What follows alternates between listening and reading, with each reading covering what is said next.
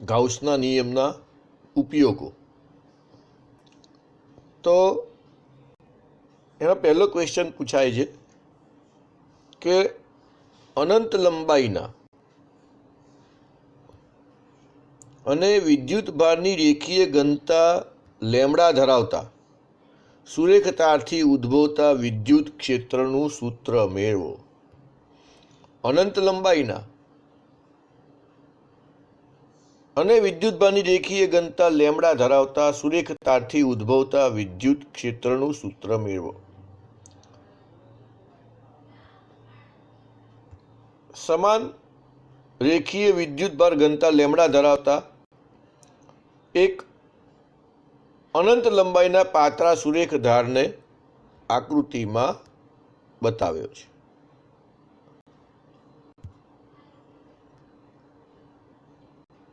એક સુરેખ તાર છે, અનંત લંબાઈનો સુરેખ તાર છે.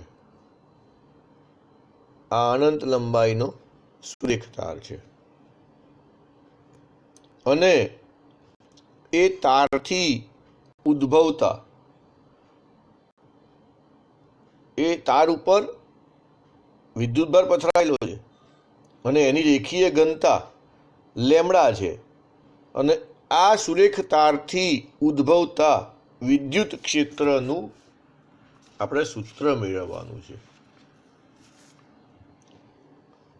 આપણે એમાં ઓને કેન્દ્ર ગણીએ. અહીંયા ઓ આવેલું છે.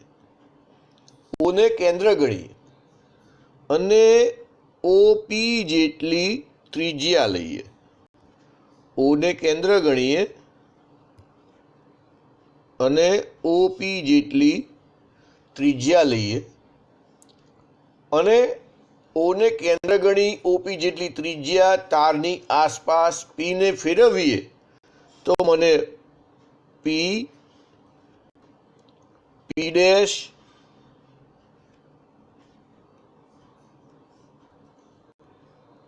પી ડબલ ડેશ એ બધા જ બિંદુઓ મળે.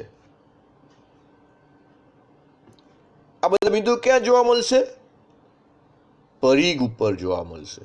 આ બધા બિંદુ આ પરિઘ ઉપર જોવા મળશે. બધા જ બિંદુ પાસે વિદ્યુત ક્ષેત્ર સમાન છે અને તેથી તે સમતુલ્ય છે. દરેક બિંદુએ વિદ્યુત ક્ષેત્રની દિશા જો લેમડા ગ્રેટર ધેન 0 હોય તો બહારની તરફ અને જો લેમડા લેસ ધેન 0 હોય તો અંદર તરફ ત્રિજ્યાવર્તી હશે. ત્રિજ્યાવર્તી તો હોય જ લેમડા ગ્રેટર ધેન 0 માટે બહાર તરફ અને લેમડા લેસ ધેન 0 માટે અંદર તરફ. તાર કેવો છે? અનંત લંબાઈનો છે. તાર અનંત લંબાઈનો છે એટલે વિદ્યુત ક્ષેત્ર તારની લંબાઈ પર પીના સ્થાન પર આધારિત નથી. વિદ્યુત ક્ષેત્રની ગણતરી કરવા માટે આકૃતિમાં આ જે બીજી આકૃતિ છે એમાં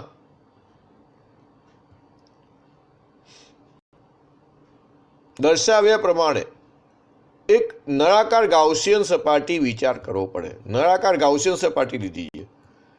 આ જે સપાટી લીધી છે નળાકાર ગાઉસિયન સપાટી લીધી છે. ગાઉસનો નિયમનો ઉપયોગ કરતા હોઈએ તો ગાઉસિયન સપાટી તો લેવી જ પડે. નળાકાર ગાઉસિયન સપાટી લીધી છે. તાર પરના દરેક બિંદુએ વિદ્યુત ક્ષેત્ર ત્રિજ્યાવર્તી હોવાથી નળાકાર ગાઉસિયન સપાટીના બે છેડાઓમાંથી પસાર થતું ફ્લક્સ શૂન્ય હોય.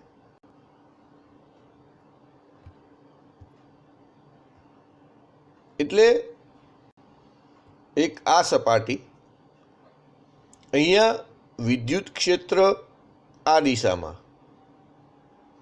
અને ક્ષેત્રફળ સદિશ આ દિશામાં, એટલે બંને લંબ થયા કહેવાય. એટલે અહીંયા પણ અને અહીંયા પણ ફ્લક્સ શૂન્ય મળે. એટલે મને હવે ફ્લક્સ ક્યાંથી મળશે? આ સપાટીમાંથી. એક આ સપાટી અને આ સપાટી, એટલે કે ફરતી સપાટીમાંથી ફ્લક્સ મળે.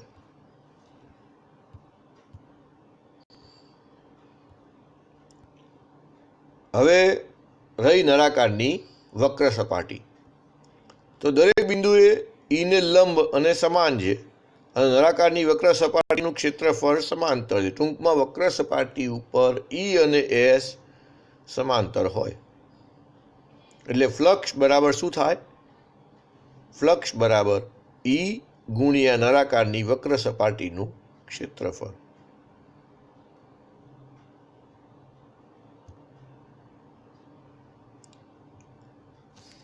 ઈ ગુણ્યા નળાકારની વક્ર સપાટીનું ક્ષેત્રફળ એટલે ફાઈ બરાબર ઈ ગુણ્યા 2πrl થાય. હવે રેખીય વિદ્યુતભાર ઘનતા લેમડા છે, એનો અર્થ શું કહેવાય? રેખીય વિદ્યુતભાર ઘનતાનો અર્થ એકમ લંબાઈ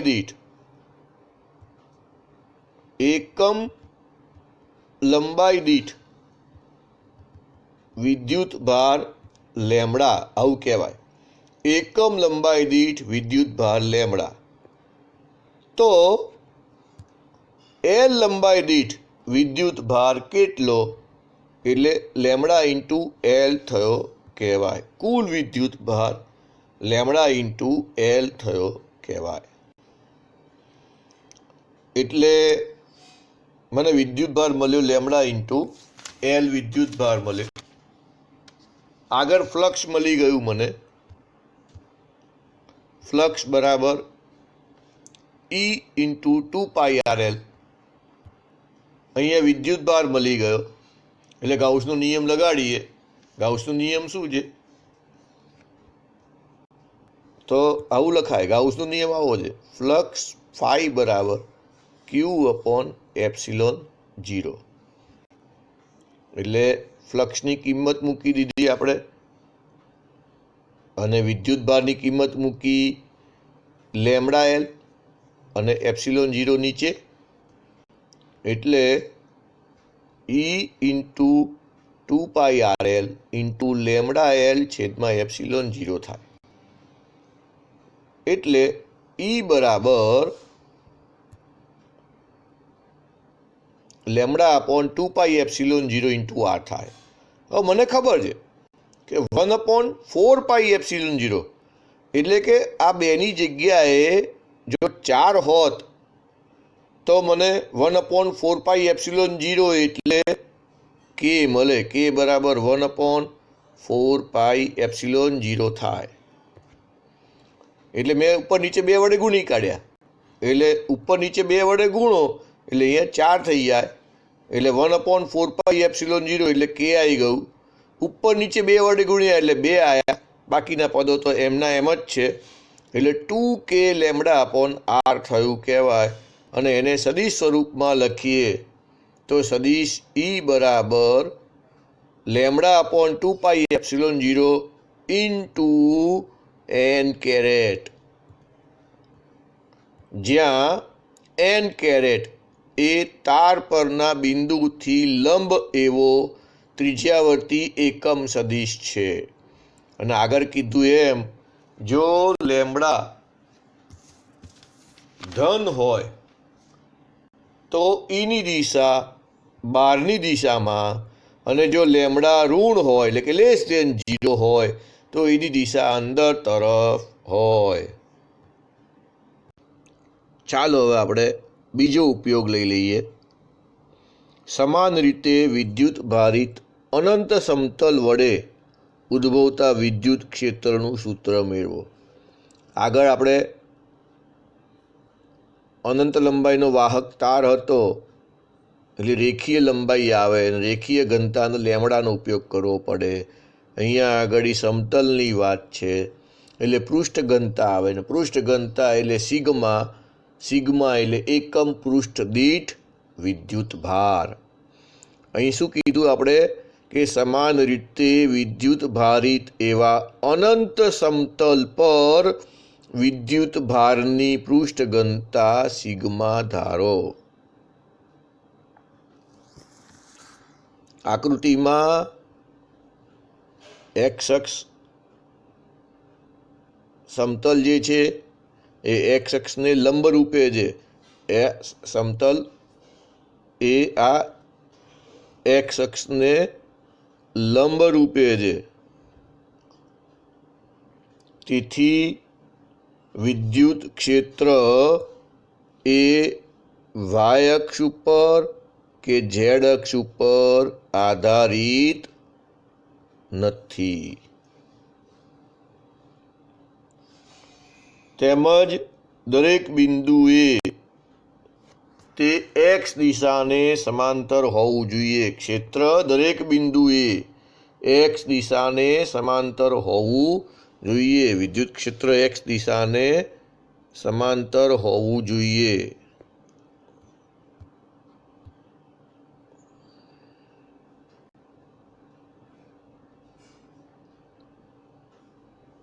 ગૌસિયન સપાટી તરીકે આપણે એક સમતલ લીધો છે. એ આડછેદવાળો અહીંયા છે.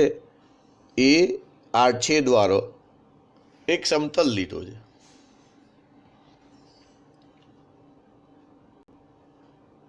સમઘન કહીશું આપણે એને. એ આડછેદવાળો એક સમઘન લીધો છે અને એમાં ફક્ત આ એક લખ્યું છે એ, આ એક લખ્યું છે એ અને આ બે લખ્યું છે તે. એ સપાટી વડે જ ફ્લક્સ મળી શકે નહીં. બાકીની સપાટીઓ વિદ્યુત ક્ષેત્ર રેખાને સમાંતર હોવાથી તેમાંથી પસાર થતું ફ્લક્સ શૂન્ય. સપાટી એકને લંબ દિશામાં એકમ સદિશ એ માઇનસ એક્સ દિશામાં મળે અને સપાટી બેને લંબ એકમ સદિશ એ ધન એક્સ દિશામાં મળે. અને બંને સપાટીઓમાંથી પસાર થતું flux E into delta S સમાન છે અને એટલે કુલ ફ્લક્સનો સરવાળો કરવો પડે. કુલ ફ્લક્સનો સરવાળો કરવો પડે.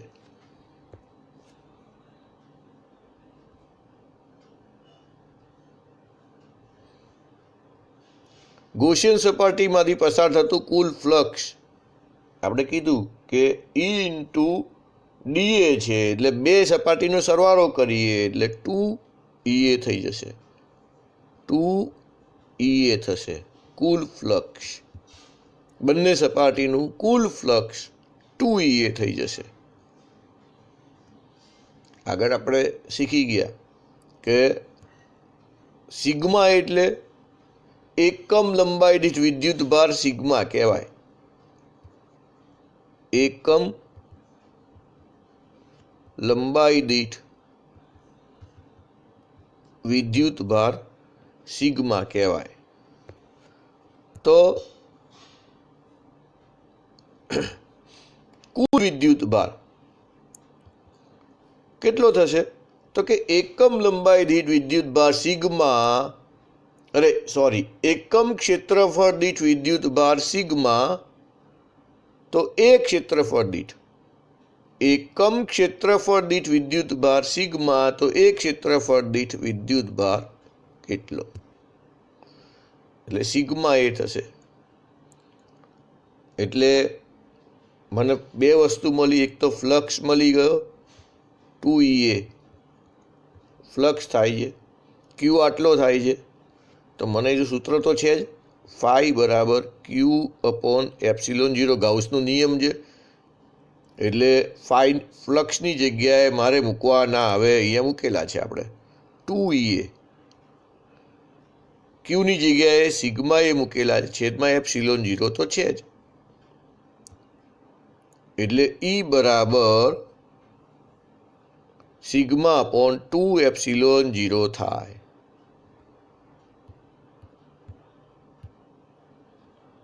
સદિશ સ્વરૂપમાં લખીએ તો સદિશ ઈ બરાબર સિગ્મા અપોન 2 એપ્સિલોન 0 ઇન્ટુ એકમ સદિશ n કરવું પડે,